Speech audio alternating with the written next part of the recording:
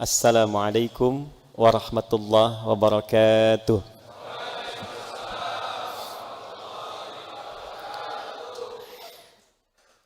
Hari ini adalah hari spesial. Saya menyampaikan tausiah sesi Ramadan karena memang pertama kami tidak keluar pesantren. Khusus Ramadan ini mengkaji, mendalami, meriset Al-Quran sebulan penuh. Hanya satu undangan atau dua undangan dari sekian undangan yang kami penuhi. Kemarin memberikan pengkajian untuk perwakilan dari seluruh Indonesia. Dan ini yang terakhir kami mengisi spesial untuk Mahkamah Agung. Dan saya merasa terhormat karena tausiahnya persis berada di depan kiswah Ka'bah. Mudah-mudahan ini memberikan keberkahan bagi Masjid Al-Mahkamah. Tapi supaya tidak bid'ah, ini saya jelaskan dulu gitu ya. Karena khawatir ada yang salah tangkap gitu ya. Tidak semua di kiswah ini isinya ayat-ayat Al-Quran. Contoh, sebagai pengetahuan sejarah, ini yang paling beda sedikit tulisannya di bawah yang ada kotaknya. Ini menjelaskan di mana dibuat, di era siapa dibuat dan dihadiahkan. Suni'at hadhihi sarah fi Makkah al-Mukarramah. Kiswah ini dibuat di Makkah al-Mukarramah. Wa ahdaha ilal Ka'batil Musyarrafah. Khusus dibuat dihadiahkan untuk menutupi Ka'bah yang mulia. Khadimul Haramaini Syarifaini Abdullah bin Abdul Aziz As-Sa'ud taqabbalallahu minhu. Sebagai wakaf dari Raja Abdullah bin Abdul Aziz bin Sa'ud, semoga Allah menerima amal baik beliau ini.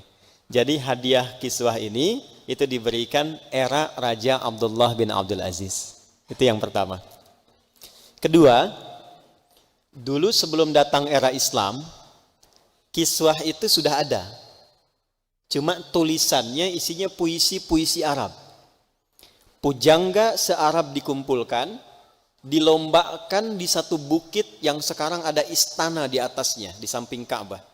Itu namanya Jabal Qubais. Jadi kalau bapak ibu keluar dari Zamzam sebagai patokan, belok kanan, itu langsung ada bukit panjang, ujungnya ketemu rumah Nabi yang disamarkan bangunan warna krem sekarang ini. Itu dari awal sampai akhir saya sudah hitung kurang lebih ada 35 kipas angin tuh, ya, sampai ujungnya. Pas paling ujung ketemu dempetan dengan rumah Nabi. Nah, bukit yang besar itu penanda kekuasaan. Jadi siapapun yang dulu punya harta banyak, kedudukan banyak, termasuk pujangga hebat, itu akan diangkat, ditempatkan di atas bukit itu sebagai deklarasi.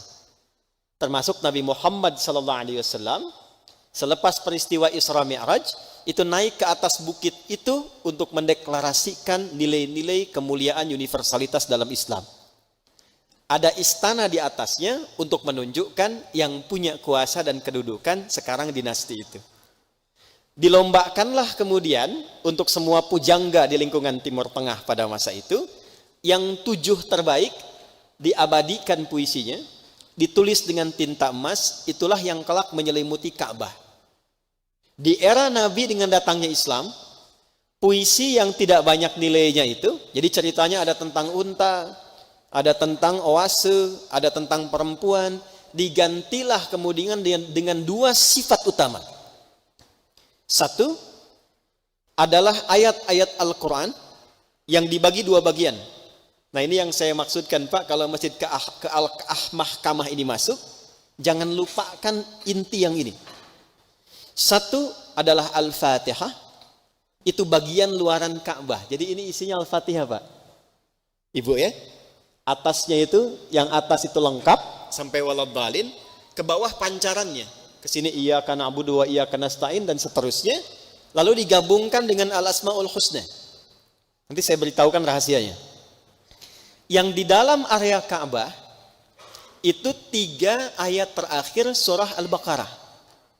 Ayat 284, 285, dan 286. Kenapa 2 ini plus Al-Asmaul Husna yang terpilih? Karena ada rahasia di dalam Al-Quran dan Hadis. orang yang berdoa diawali dengan 2 surah ini, yaitu Al-Fatihah dan 3 ayat terakhir Al-Baqarah, dari lillahi ma fis samawati wa ma fil ard sampai la yukallifullahu nafsan illa wus'aha, dijamin di lisan Nabi, didokumentasikan di hadis Muslim, doanya tidak tertolak.